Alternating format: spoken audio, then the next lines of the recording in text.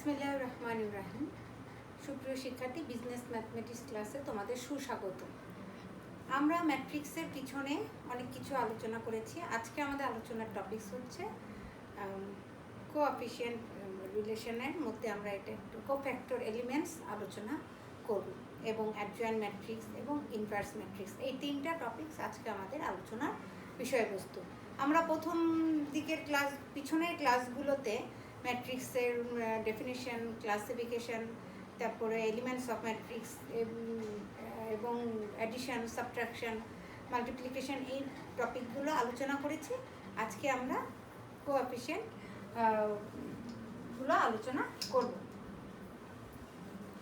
Cofactor elements আলোচনা করব।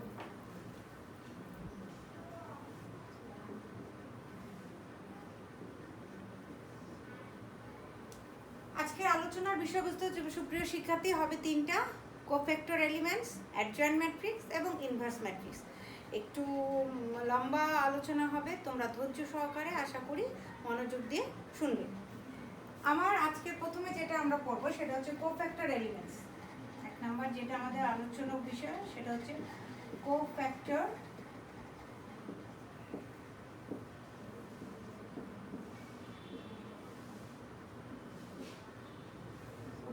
Elements. আমরা কিন্তু পিছনে এই কোফ্যাক্টর এলিমেন্টস, অ্যাডজয়েন্ট ম্যাট্রিক্সের ডেফিনিশনগুলো, ক্লাসিফিকেশন অফ ডেফিনিশনে কিছুটা আলোচনা করেছি। আজকে আমরা ধারাবাহিকভাবে তোমাদেরকে বর্ণনা করে দেখাবো। তো কোফ্যাক্টর এলিমেন্টসের নির্ণয় করতে হয় কিভাবে আমরা একটু সেটা দেখব। তার আগে আমরা একটু জানি যে কোফ্যাক্টর এলিমেন্টসটা কি।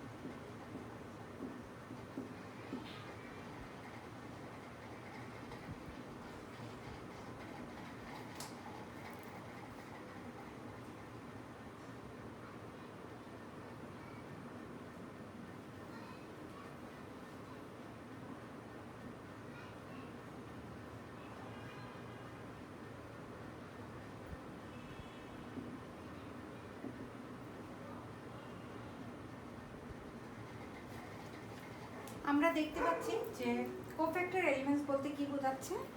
আইতম সারি এবং যেতম কলামের উপাদানের অনুরাশিকে -1 i+j দ্বারা গুণ করলে গুণফলকে ওই উপাদানের কোফ্যাক্টর বা সহগুণক বলা হয়।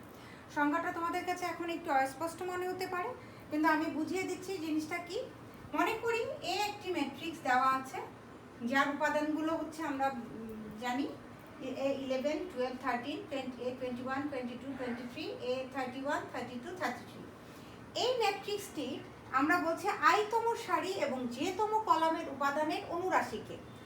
আমরা যদি এখন এই প্রথম A11 এই উপাদানটাকে ধরে নেই, তাহলে এই যে আমার এই উপাদানটার আইতম সারি এবং যেতম কলাম কি, আইতম সারিটা হচ্ছে, এটা হচ্ছে আমার এই যে প্রথম সারি, যে কলামটা হচ্ছে প্রথম কলাম।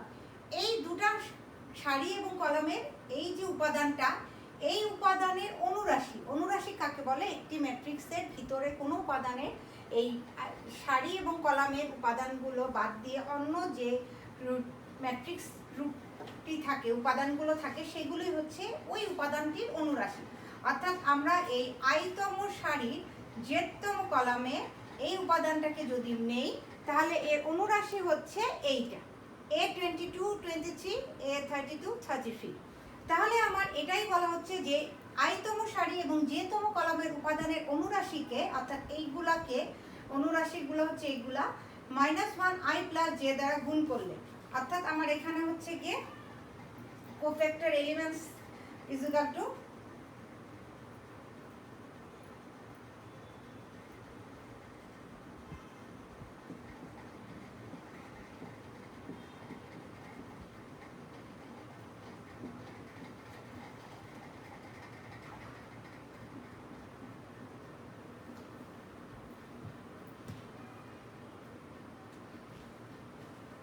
এখানে অনুরাশিটা কি একটু লিখি তাহলে। এখানে অনুরাশিটা হচ্ছে অনুরাশি A11 উপাদানের ইজ ইকুয়াল টু তোমার, এটার অনুরাশিটা হচ্ছে A22 এবং A23, A32, A33। এইটা হচ্ছে আমার অনুরাশি। তাহলে এখন কোফ্যাক্টর এলিমেন্টস এটার জন্য আমার এই অনুরাশিটাকে এইটা দিয়ে গুণ, অর্থাৎ A22, A23, A32, A33। এই যে ব্যাপারটা, এইটাই হচ্ছে গিয়ে কোফ্যাক্টর এলিমেন্টস। এই 11 কোফ্যাক্টর, এই 11 উপাদানটির কোফ্যাক্টর এলিমেন্টসগুলো কি, এই যে এটা। এবং i + j, যেটা বলা হয়েছিল যে অনুরাশিকে -1 i + j, অর্থাৎ আইতম সারি যেতম কলামের মানটা বসাতে হবে।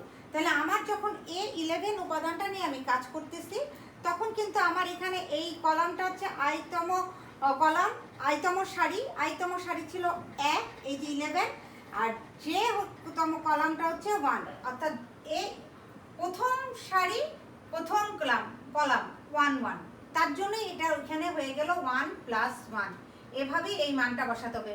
নেক্সট পরেরটা যখন আমরা করব এই 12, তখন এটা কি হবে? প্রথম সারি 2 নাম্বার কলাম। দেখো এখানে এটা প্রথম সারিতে আছে, কিন্তু কলাম কোনটা আছে? 2 নাম্বার কলামটাতে আছে, তাই 1 2। তখন ঠিক একইভাবে A12 বের করতে হবে, -1 টু দি পাওয়ার হবে 1 + 2। তা এবং এই অনুরাশিগুলোও কিন্তু চেঞ্জ হয়ে যাবে। কেন? আমি যখন A11 উপাদানটির অনুরাশি তো বের করছি, তখন কিন্তু আমার এই সারি এই কলামটা বাদ হয়ে যাচ্ছে। যেই উপাদানটা আমি বের করব, সেই উপাদানটা যেই সারিতে অবস্থান করবে এবং যেই কলামে অবস্থান করবে, সেইটা বাদ দিয়ে দিতে হবে। আমি যখন A12 উপাদানটার অনুরাশি বের করব, তখন এটা কোথায় অবস্থিত? প্রথম সারি 2 নাম্বার কলাম। তাহলে আমার বাদ যাবে কি? এভাবে আমরা চিন্তা করি, এই কলাম বাদ এবং এই সারি বাদ।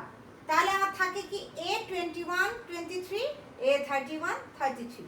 ঠিক একইভাবে আমার পরের কোফ্যাক্টরটা চলে আসবে। অর্থাৎ এ যদি আমি 12 কোফ্যাক্টর এলিমেন্টস নির্ণয় করতে চাই, তাহলে কি হবে? -1 টু দি পাওয়ার, এখানে হয়ে যাবে 1 + 2। এই যে মনে রাখো, এই এখানে যে উপাদানটা থাকবে, এই পাওয়ারটা সেটাই বলবে। খুব সহজভাবে এটা মনে রাখার জন্য একটা ট্রিক্স, 1 + 2 হয়ে যাবে। কেন তা তোমাদেরকে বুঝালাম। এবং অনুরাশিগুলো হয়ে যাবে কি? A21, A23 divided by A31 divided by না, অর্থাৎ নিচে A33। তাহলে আমার 12 উপাদানটার কোফ্যাক্টর এলিমেন্টস হয়ে গেল এইটা। এই হলো গিয়ে আমাদের কোফ্যাক্টর নির্ণয় করা পদ্ধতি। আমরা যখন অ্যাডজয়েন্ট ম্যাট্রিক্স করব, এই কোফ্যাক্টরটা লাগবে। ইনভার্স ম্যাট্রিক্স করব, এই কোফ্যাক্টরটা বের করা লাগবে।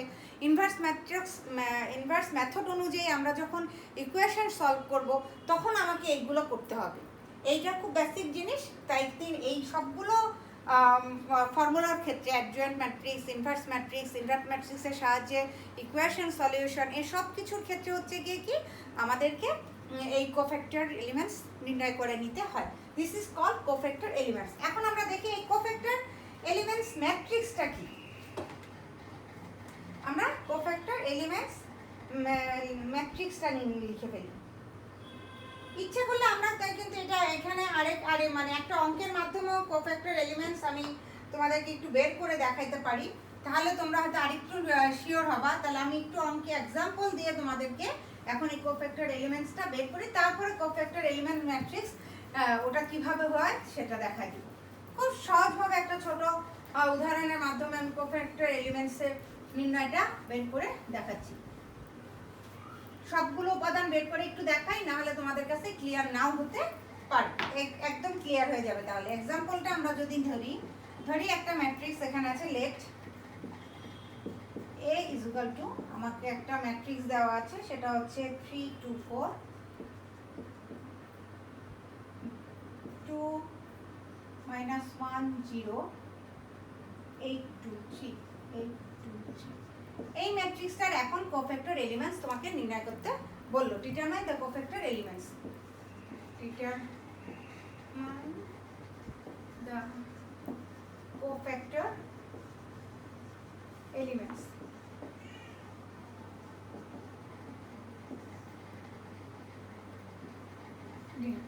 তাহলে আমরা কি করব, আমরা জানি কোফ্যাক্টর এলিমেন্টস নির্ণয় করার সময় আমাদেরকে কি করতে হবে, আমরা কিন্তু ম্যাট্রিক্সের এলিমেন্টস কি সেটা পড়েছিলাম এবং সেগুলো কিভাবে বের করে এলিমেন্টস অফ ম্যাট্রিক্সের মধ্যে আমরা কিন্তু এই আলোচনাটা পিছনে প্রিভিয়াস ক্লাসে করেছিলাম।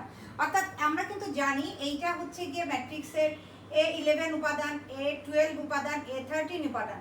এইটা হচ্ছে, অর্থাৎ আমি যদি এখানে লিখি, এটা হচ্ছে গিয়ে A11 তম উপাদান, A12 তম উপাদান, A13 তম উপাদান। ঠিক একইভাবে এটা হচ্ছে A21, A22, এটা হচ্ছে A23, A31, A32, A33 তম উপাদান। কেন দেখো শিক্ষার্থীরা, এই যে এটাকে A11 উপাদান কেন ধরা হয়, এর একটা লজিক, এটা কিন্তু ইললজিক্যাল নয়। A11 তম উপাদান এই কারণে, কারণ এই উপাদানটা হচ্ছে আমরা জানি প্রথমটাকে বলা হয় সারি, পরেরটাকে বলা হয় কলাম। অর্থাৎ এইটাকে ইন্ডিকেট করা হয় রো, আর এটাকে ইন্ডিকেট করা হয় কলাম হিসাবে। তাহলে এই যে 1 সারি, অর্থাৎ এই প্রথম সারির কলাম, প্রথম সারির প্রথম কলামে অবস্থানটা উপাদান বলে এটার নাম হচ্ছে A11 উপাদান। নেক্সট এটা প্রথম সারির দ্বিতীয় নাম্বার কলামে বলে A12, প্রথম সারির তৃতীয় কলামে অবস্থিত বলে A13। A21 উপাদানটা কি, দ্বিতীয় সারি, এই যে 2, যেহেতু এখানে এটাকে A21 বলছি আমরা, অর্থাৎ সারি 2 কলাম 1, 2 নাম্বার সারির প্রথম কলামে, সারি 2 কলাম 2, সারি 2 কলাম 3, এটা 3 নাম্বার কলাম। এটা কি সারি 3 নাম্বার কলাম 1 নাম্বার, সারি 3 নাম্বার কলাম 2 নাম্বার, সারি 3 নাম্বার কলাম 3 নাম্বার। এভাবেই কিন্তু এই উপাদানগুলোর নামকরণ করা হয়েছে। তাহলে আমরা দেখতে পাচ্ছি যে A11 তম এই ম্যাট্রিক্সটির থেকে A11 আমরা এলিমেন্টসটা যদি কোফ্যাক্টর এলিমেন্টস বের করতে চাই, তাহলে আমরা এটা বের করতে পারি কিভাবে একটু দেখি। আমরা জানি -1 + j দিয়ে গুণ করতে হবে আমার A11 এর অনুরাশিগুলোকে। তাহলে আমরা এখানে 1 আর আমার I + j হবে কি এই মানটাই, এটাকেই বলা হচ্ছে I + j, 1 নাম্বার সারি 1 নাম্বার কলাম, I + j। তাহলে এখানে চলে যাবে 1 + 1। মনে রাখতে হবে যেইটা বের করতে বলবে ওইটাই হবে, খুব 1 + 1।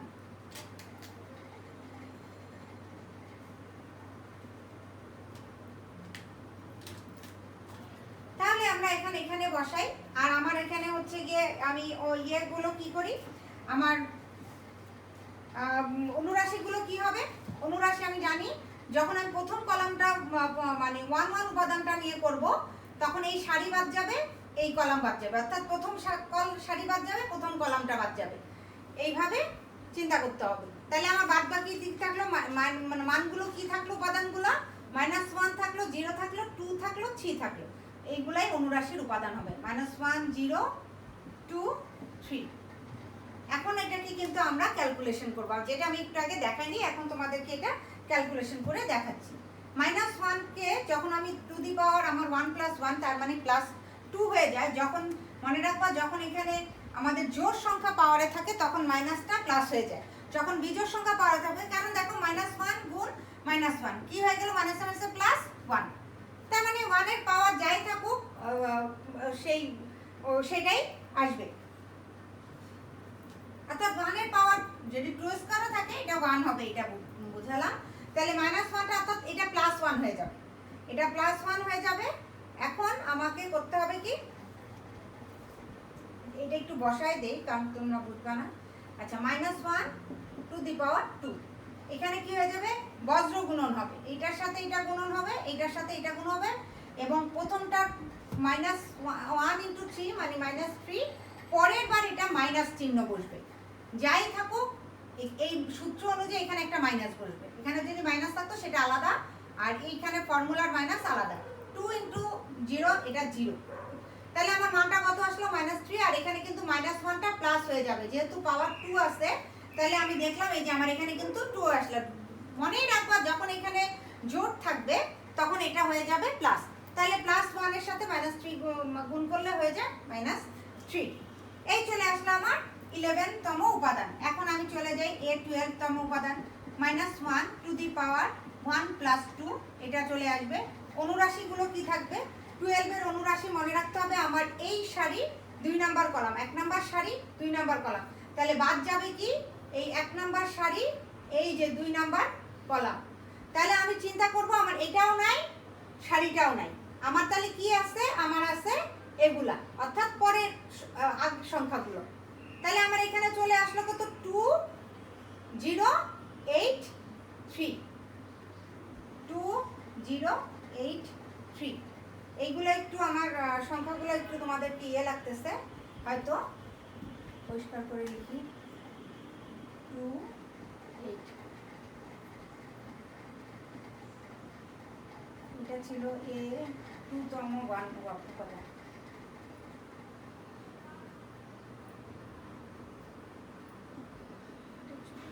3তম উপাদান, এটা ম্যাট্রিক্স।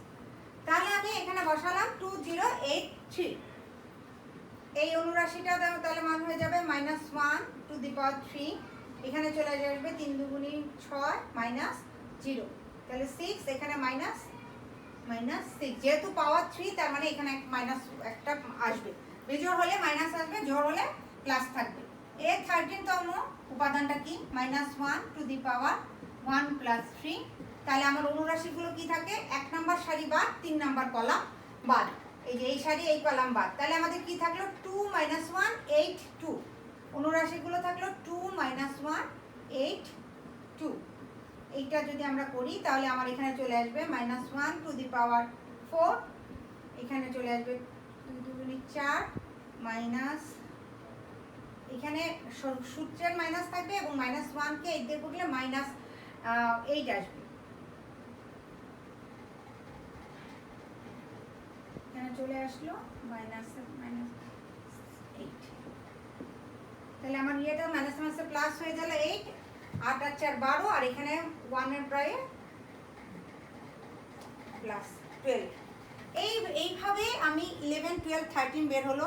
এখন আমি যদি একই ঝটপট করে একটু দেখিয়ে দেই, ঠিক একইভাবে আমার 21, আমি একবার চট করে তুলে যাব যাতে দেরি না, -1 2 + 3, অনুরাশিগুলো হচ্ছে 2 4 2 3,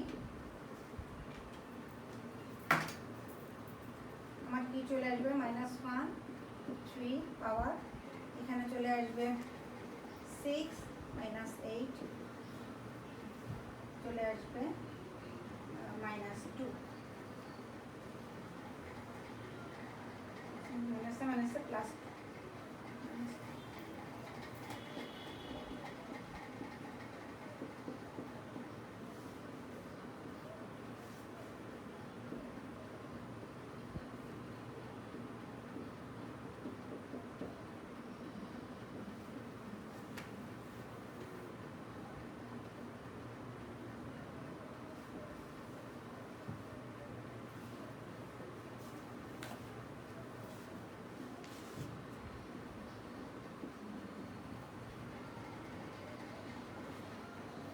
অনুরাশিগুলো চলে আসবে 3 2 8 2 equal to -1 right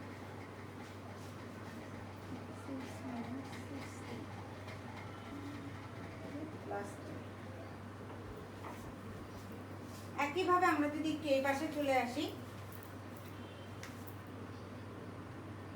31 equal to -1 3 plus 1। অনুরাশিগুলো চলে আসে হচ্ছে 3 plus 1 এ 2 4 -1 0, অর্থাৎ এখানে চলে আসবে -1 to the power +1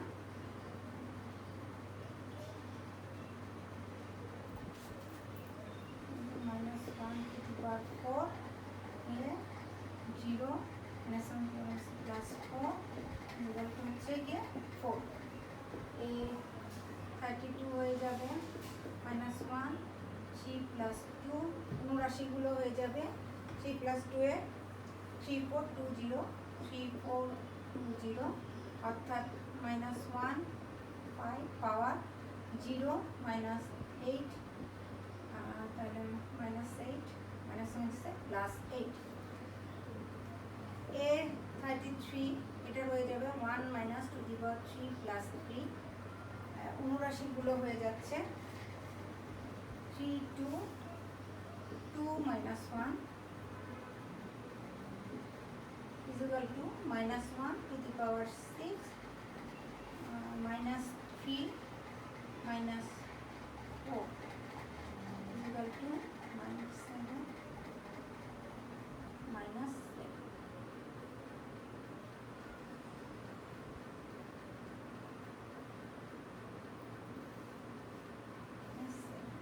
অর্থাৎ আমার A31 এর মান হচ্ছে এটা, A32 এটা, A33 কোফ্যাক্টর এলিমেন্টসের মানগুলো হচ্ছে এগুলো। আমরা একইভাবে দেখতে পাচ্ছি এখানে সুপ্রিয় শিক্ষার্থী A11তম উপাদানের মান হচ্ছে 3, A12 এর 6 A13 হচ্ছে গিয়ে 12, A21 হচ্ছে 2, A22 হচ্ছে -23, A23 হচ্ছে 10। তাহলে আমরা দেখতে পাচ্ছি সুপ্রিয় শিক্ষার্থী যে আমাদের কোফ্যাক্টর এলিমেন্টসগুলো কি আসলো। এই যে আমরা এলিমেন্টসগুলো বের করলাম, এইটাকে ম্যাট্রিক্সের আকারে সাজানোটাই হচ্ছে গিয়ে কোফ্যাক্টর এলিমেন্টস ম্যাট্রিক্স। আমরা একটু দেখে গেলে ওই ম্যাট্রিক্সটা কি, এইগুলো আমাদের সব বের হয়ে গেল কোফ্যাক্টর এলিমেন্টস। এখন আমরা দেখব কোফ্যাক্টর এই যে বিভিন্ন মানগুলো আমি বের করেছিলাম এগুলো আমি এখন ম্যাট্রিক্সে সাজালেই সেটা কোফ্যাক্টর ম্যাট্রিক্স হয়ে যাবে।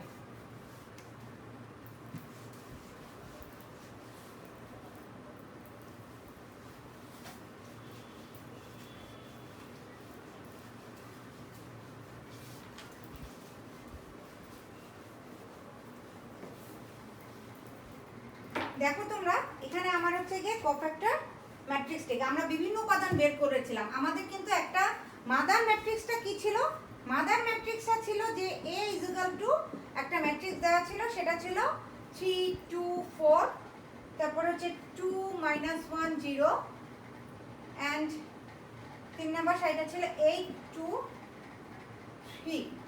এটা ছিল আমাদের মাদার ম্যাট্রিক্স। আমরা এই ম্যাট্রিক্সটা থেকে যে কোফ্যাক্টর উপাদানগুলো বের করলাম, অর্থাৎ A11 আমার বের হয়েছে কত ছিল মানটা, A11 বের হইল। এখন আমরা এটা লিখি যে A11 বের হয়েছিল আমাদের -3। তারপর ছিল A12 যে বের হয়েছিল -6। তারপরে হচ্ছে গিয়ে A13 ছিল 12, -3 -6 12।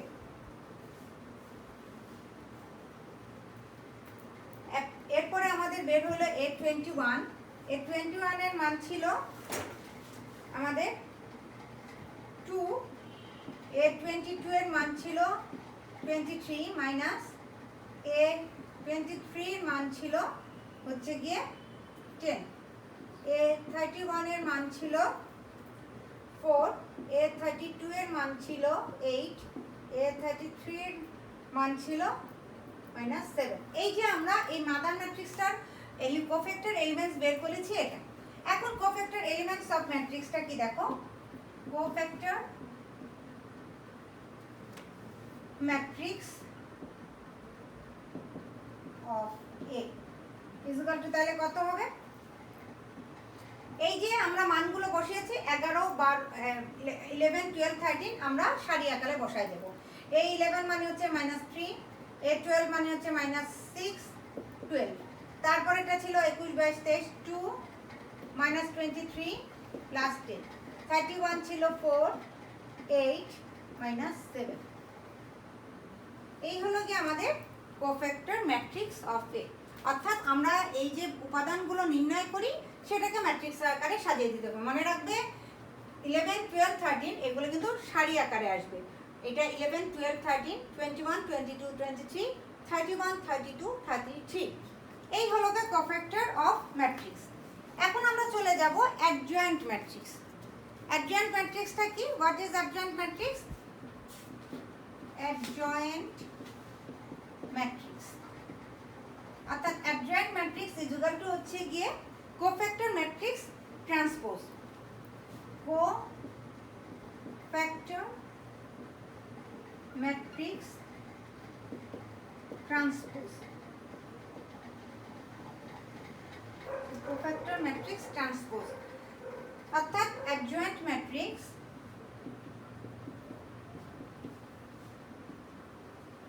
adjoint matrix is equal to আমরা যে cofactor matrixটা ছিল এটা ট্রান্সপোজ করে দিব। তাহলে এই ম্যাট্রিক্সটা কি ছিল, -3 -6 12 -6 -12 2 -23 10, তারপর 4 8 -7। এই যে ম্যাট্রিক্সটা আমি ছিল আমার কোফ্যাক্টর ম্যাট্রিক্স, এটা transpose. That means is equal to কি হবে, ট্রান্সপোজ ম্যাট্রিক্স মানে কি, আমরা ডেফিনিশনে পড়েছিলাম ক্লাসিফিকেশনের মধ্যে, এই যে আমার সারি আকারে যেই সারিটা থাকবে সারিগুলোকে কলামে পরিণত করা, অর্থাৎ রোটাকে কলামে নিয়ে আসবো, কলাম সেই পরিবর্তনটাকেই বলা হচ্ছে ট্রান্সপোজ অফ ম্যাট্রিক্স। আমরা একটু দেখি তাহলে ট্রান্সপোজ অফ ম্যাট্রিক্সটা কি। ট্রান্সপোজ এখন এই যে এইখানে চলে আসবে, আমার সারি ছিল কি -3 -6 12, এটাকে আমি কলামে রূপান্তরিত করব, অর্থাৎ -3 -6 12। দ্বিতীয় সারি ছিল 2 -23 10, এটাকে কলামে নিয়ে আসবো, 2 -23 10 4 8 -7, 3 নাম্বার সারি কলামে চলে আসবো, 4 8 -7। এইটাই হচ্ছে গিয়ে ট্রান্সপোজ করা, এবং এর নামই অ্যাডজয়েন্ট ম্যাট্রিক্স। অর্থাৎ অ্যাডজয়েন্ট ম্যাট্রিক্স মানেই হচ্ছে একটা ম্যাট্রিক্সকে ট্রান্সপোজ করে ফেলা, অর্থাৎ সারিকে কলামে রূপান্তরিত করে ফেলা। This is called adjoint matrix.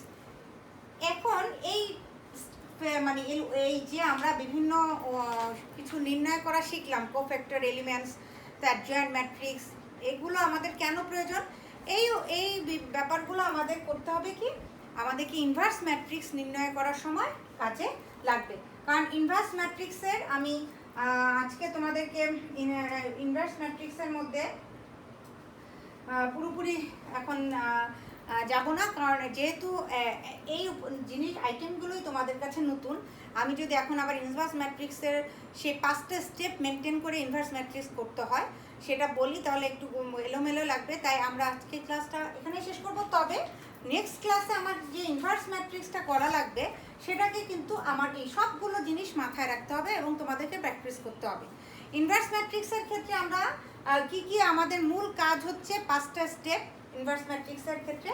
সেই ক্ষেত্রে কি করতে হয়, প্রথমে হচ্ছে গিয়ে আমাদেরকে ডিটারমিনেশন করতে হয়। ও এখানে আমি একটু তোমাদেরকে ডিটারমিনেশনটা একটু বলে দিই আজকে, কারণ যেহেতু ইনভার্স ম্যাট্রিক্স করার সময় আমাদেরকে ডিটারমিনেশন করা লাগবে এবং ডিটারমিনেশনের বেশ অঙ্ক আমাদেরকে সলভ করতে হয়, ইকুয়েশন। আমরা পরবর্তীতে ইকুয়েশন সলভের মধ্যে বেশ কিছুর মধ্যে ডিটারমিনেশনের ইকুয়েশনগুলো কিভাবে সলভ করে জানবো, কিন্তু তার আগে ডিটারমিনেশনটা সংক্ষিপ্তভাবে কি আমি একটু তোমাদেরকে দেখাই। এই হলো কি আমাদের ডিটারমিনেশনটা যদি আমরা দেখতে চাই, আমি মুছেই ফেলি এগুলো। মনে করো আমরা এইটাই দেওয়া আছে, এই ম্যাট্রিক্সের ডিটারমিনেট করব। এই ম্যাট্রিক্সের ডিটারমিনেশন তৈরি করার সময় আমাদেরকে মনে রাখতে হবে যে যখন আমরা ডিটারমিনেশন তৈরি করব তখন ম্যাট্রিক্সের মতোই ব্যাপার স্যাপার, কিন্তু সামান্য কিছু পার্থক্য আছে। যখন আমরা এরকম এই ম্যাট্রিক্সের ডিটারমিনেশন তৈরি করতে চাই তখন কিভাবে করব, আমরা শুধু এই সারির 3টা উপাদান নিয়ে কাজ করতে হয়। অর্থাৎ আমি যখন এই প্রথম এই উপাদানটাকে নিয়ে করব, এইটা 3 ইন্টু হবে, আমরা একটু আগে কোফ্যাক্টর নির্ণয় করেছিলাম কিভাবে, এই উপাদানটা যখন ধরবো তখন কি হবে, এই সারি বাদ যাবে, এর কলাম, এটা কোন সারিতে কোন কলামে অবস্থিত হচ্ছে সেটা বাদ যায়। আমরা দেখতে পাচ্ছি এটা প্রথম সারিতে এবং কলামের ক্ষেত্রেও প্রথম কলামে অবস্থিত। তাহলে কি হবে, এখানে এই জিনিসগুলো বাদ যাবে, তখন ডিটারমিনেশনের অনুরাশিগুলো চলে আসবে আমার কি এই -1 0 2 3, তারপরে চলে আসবে এই, এবং মনে রাখতে হবে এই সংখ্যাটা কিন্তু মাইনাস হয়, আমরা জানি এই উপাদানটা 1 1, তার মানে এটার পাওয়ার প্লাস হচ্ছে, এ হচ্ছে 1 2 অর্থাৎ মাইনাস। আমরা জানি এই উপাদানটার মান হচ্ছে A12, যেটা আমরা কোফ্যাক্টর এলিমেন্টসে দেখলাম একটু আগে। তার মানে A12 মানে কি A2 + 1, তাহলে 3, তার মানে এটার পাওয়ার মাইনাস, তাই এইখানে একটা মাইনাস আসবে, 2 হয়ে যাবে। ঠিক একইভাবে আমরা ডিটারমিনেশনের সময় চিন্তা করব এটা কোন সারিতে এবং কোন কলামে অবস্থিত। সারি হচ্ছে 1 নম্বর সারিটাই আছে, কিন্তু কলামের ক্ষেত্রে কিন্তু আবার পরিবর্তন হয়ে গেল, এটা 1 নম্বর কলামে নাই, এটা আছে কি 2 নম্বর কলামে। তাহলে আমার প্রথম সারি আর 2 নম্বর কলাম এইটা বাদ চলে যাবে, অর্থাৎ এই সারিটা বাদ যাবে, এই কলামটা বাদ যাবে, তাহলে থাকে কি 2 0 8 3 চলে গেল। এরপর আমার 4 উপাদান, আমরা জানি এটার পাওয়ার হচ্ছে 13, তার মানে 3 আর 4 অর্থাৎ প্লাস হবে, তাহলে +4 চলে আসলো। 4 চলে আসলে এখন আমার অনুরাশিগুলো কি, এটা এখন আবার চেঞ্জ হয়ে যাবে, আমার এই সারিগুলো ঠিকই থাকে, কলামটা চেঞ্জ হয়ে যায়। কোন কলাম সারিতে অবস্থিত, এই আমার প্রথম সারিতে এবং 3 নম্বর কলামে, তাহলে বাদ থাকে কি 2 - 1 8 2, 2 - 1 8 2। এখন আমরা এটাকে সলভ করব, অর্থাৎ 3 × -3, আমি বলেছিলাম বজ্রগুণন হবে এবং মাইনাস হবে, -0 2 করলে 0, -2 3 × 6 -0 +4 × 2 × 2 4 -7 +8, তাইলে এখানে চলে আসলো কত, -3 -9 মাইনাস, এখানে আসবে কত 12, এখানে প্লাস আসতেছে 48, তারপর এটা চলে আসলো। তাহলে আমার এখানে কত, আমরা নির্ণয় করছি এ ম্যাট্রিক্সের, তা আমার এখানে চলে আসলো 48,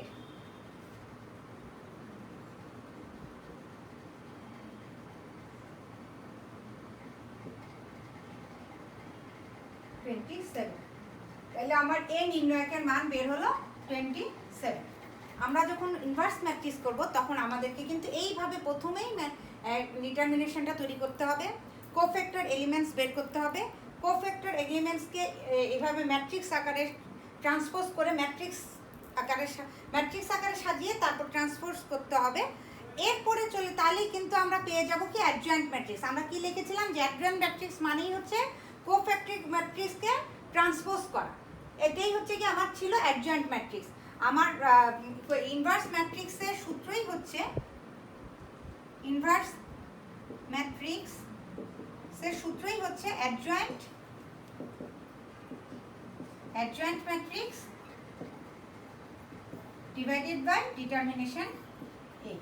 মানে আমরা যদি এ ধরে নেই, লেট এ ম্যাট্রিক্স আমাকে একটা কিছু দেওয়া আছে, তাইলে এটা যেই ম্যাট্রিক্সে দেওয়া থাকবে তার অ্যাডজয়েন্ট ম্যাট্রিক্স নির্ণয় করতে হবে, অ্যাডজয়েন্ট ম্যাট্রিক্সে ডিটারমিনেশন অফ এ দিয়ে ভাগ করতে হবে, এভাবে ইনভার্স ম্যাট্রিক্স করতে হয়।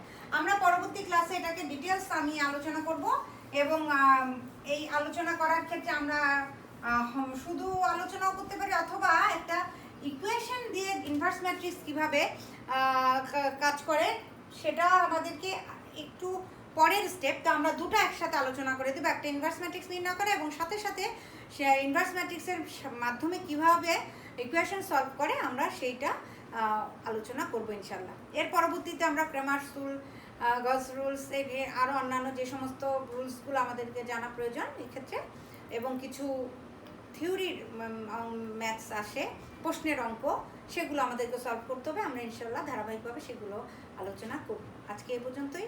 সবার জন্য অনেক অনেক শুভকামনা রইল।